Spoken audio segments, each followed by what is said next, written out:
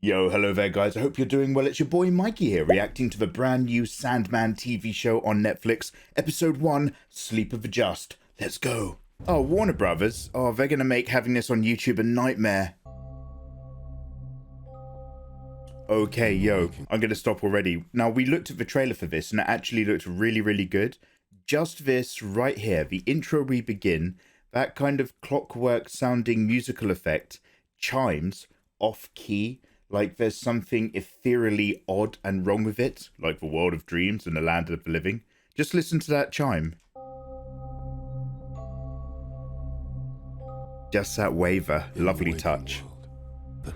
Yo, now fans, I am a fan of Neil Gaiman in general. As somebody who used to live in London, I'm actually a massive fan of the book Neverwhere in particular, and I have read some of these Sandman graphic novels, especially the part where I think Lucifer gives up some of the power of hell, and he ends up hosting this evening for all of the other gods. Lest they consume and destroy. Yo, this already looks like a cryptic gothic labyrinth type thing.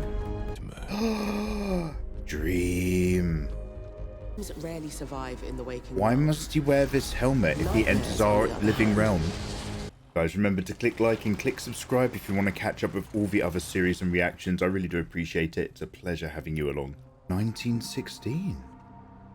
So Dream is kind of maybe outside of time. I don't know a huge amount from the graphic novels because I read them when I was rather young, but I'm loving to see how this all comes together. That is the young gentleman who is from The Haunting of Bly Manor as well. Father was rather the explorer. He keeps all his trophies in the old section of the house. By the way, guys, I strongly recommend a lovely cup of tea to join me in this evening.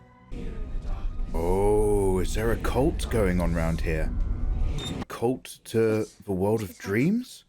Or something darker? Or what dreams may come when we have shuffled off this mortal coil, huh? Sorry.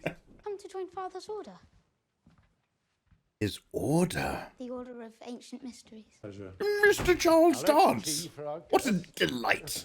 So I like that from Game of Thrones, Tywin Lannister has made it over to the Sandman on Netflix, whereas Roose Bolton from Game of Thrones ended up over on the Wheel of Time show for Amazon Prime. With the spells recorded in this book, we can compel death to return our sons to us. Oh dear, that's not gonna be healthy. Yo, things are gonna be getting a little bit eyes wide shut if we're not careful. We'll all be fine, Dr. Hathaway. I'm loving the colour scheme that's going on in this. The old school secret societies. It's giving me flashbacks to all the young gentlemen adventure books from way back in the day. This is the kind of thing that Tintin would uncover. Here, in the darkness. Here, in the darkness. Oh no. Things aren't going well in Germany. Spoiler alert. Dreaming. Yo. Oh, so Dream is completely ethereal in our realm? And that's why he has to wear that mask, so he can still communicate with us? Hey, Corinthian. My lord. Oh no. So he was just about to return a nightmare spectre called Corinthian back into the dream world, but Charles Dance and his boyos are ruining it. Ugh, careful. Now remember kids, blood magic only requires a single droplet or two. You don't need to go splattering, otherwise it'll get out of control. Oh no, this is a bad hobby, man. No, not with pain. Oh yo, what is that? Oh no, they've managed to summon Dream. Yo, I love how all the shots of Dream in particular are really kind of desaturated already. And if it sounds like I need to be wearing one of these skeleton bone masks, I do apologize, waking up especially, because I really wanted to catch this show. Alex.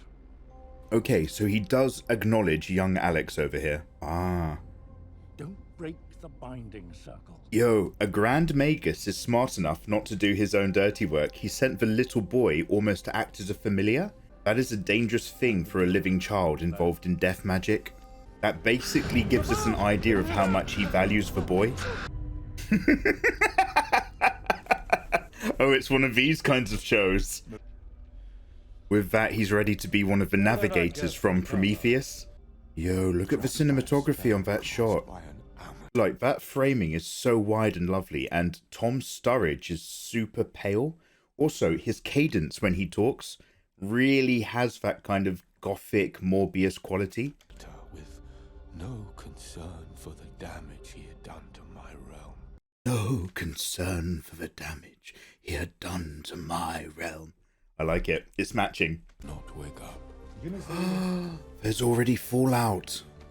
They will dream the eternal dream until I return. The sleepy Oh dear. sickness, as it was called. Yo, I get the sleepy sickness.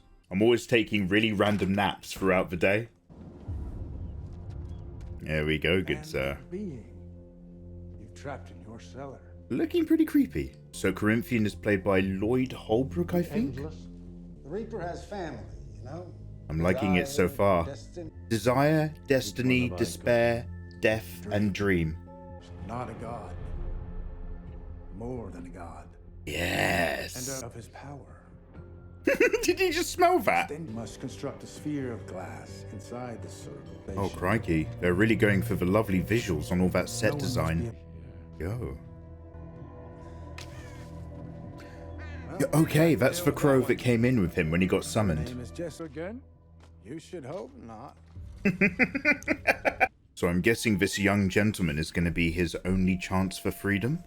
Yo, that's a nice shot. Vintage early 1900s Machiavellian underground basement bad boys. Oh, he looks like a new romantic. That is quite the design. I love that. When you've got all of these archways in all of these blues and golds, it's kind of reminiscent of Eastern Muslim architecture, but the arches themselves are shaped as Gothic arches. So it's very much the early days of the British Empire going out to other lands and coming back and kind of, you know, borrowing all of these cultural designs into things.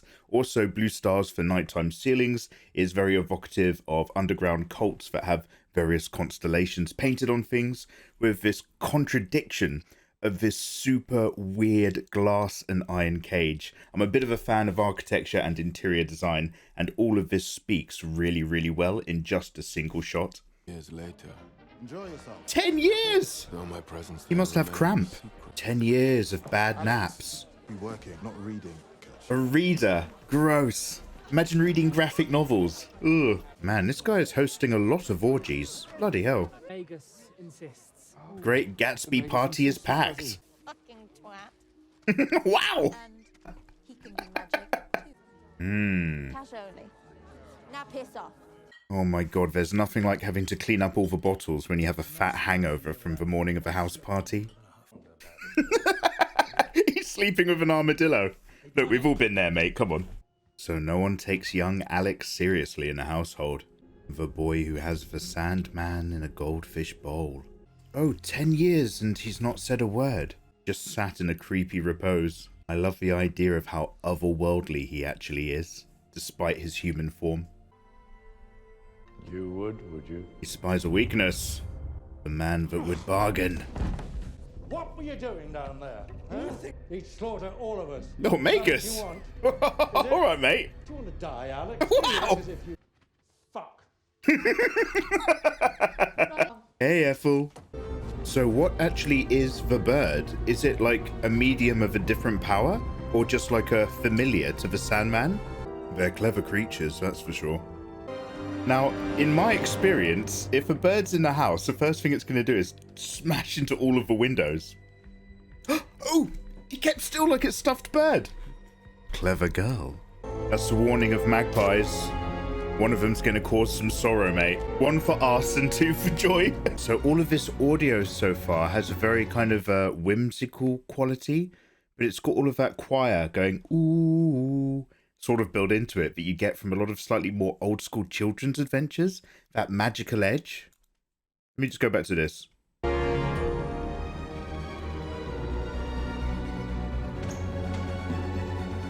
It's not 100%, but it's ever so slightly going down the kind of Tim Burton alley of audio. I do really like it.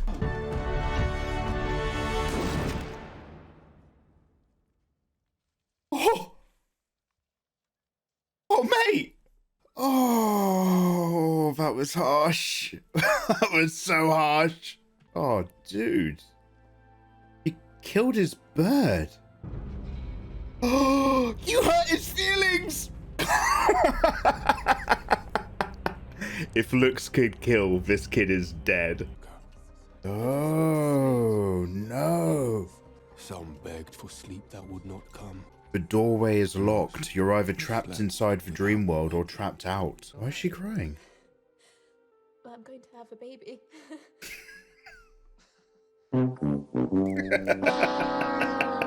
She's running away. Okay, good girl. Look after yourself. The ruby, the grimoire. Oh, she took all the good stuff.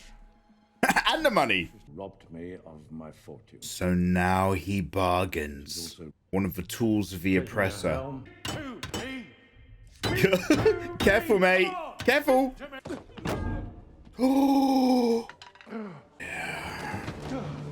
Oh, no. You don't want patricide on your hands.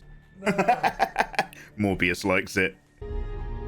Yo, what's gonna become of these two? What does Dream offer the boy? Ethel Cripps gave birth to a son. Oh, congrats. I've had no idea what to expect from this show so far, but this has been going completely differently than I remotely thought of. I expected like the adventures of Sandman, but instead we've got the tale of his capture, the sundering of his goods, and the unfortunate machinations of mankind in his stead. Oh, he's taken a boyfriend to come meet the captured entity. Aww. Look, Paul, I really want you to come round and meet my parents and the Lord of Dreams. Sorry, what? Or he's holding a grudge.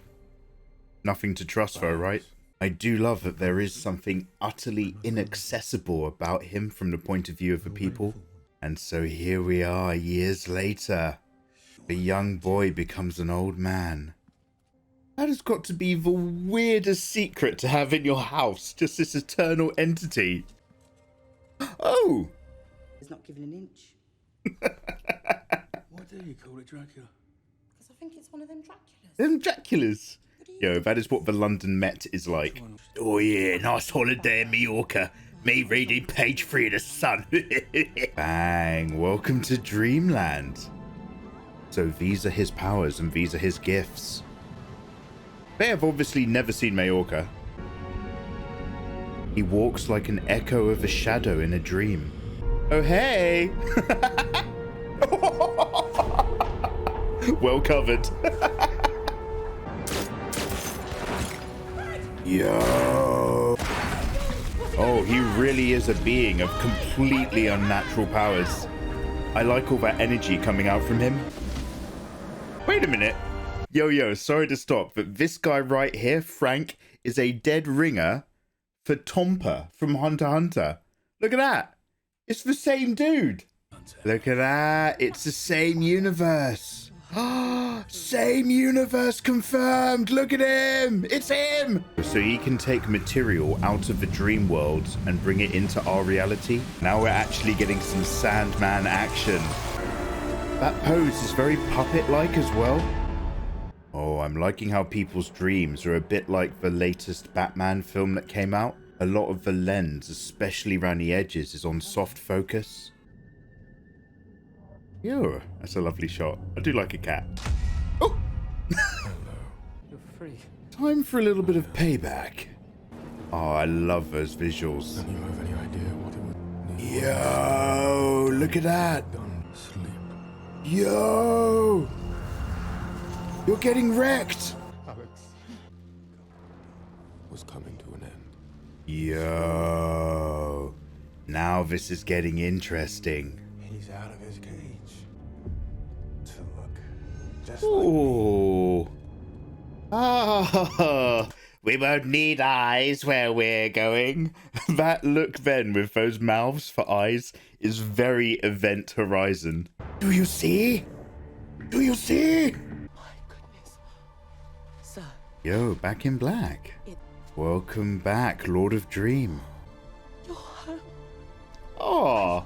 So in the Netherworld, or whatever you want to call it, he literally has a dream kingdom. And am I right in thinking from the graphic novels that that kingdom only ever exists as a manifestation of everybody's collected dreams? Like instead of it being stored on a hard drive, it only existed as live RAM? And with all the sleepers' sleep being ruined, there's no realm for them to conjure? The palace. With you, Who did gone this? As long as you... The palace staff? Not the staff! Some went looking for you. What does that imply? What? For creatures like this, that's probably bad news. Abandoned It would not be the first time one of the Endless had just... Enough. What has happened to one of the other Endless? Okay, that line right there is already fascinating. What is happening? Okay, adventure time. I made this realm once, Lucy. Bring back all the dreams and nightmares that I have escaped to Earth?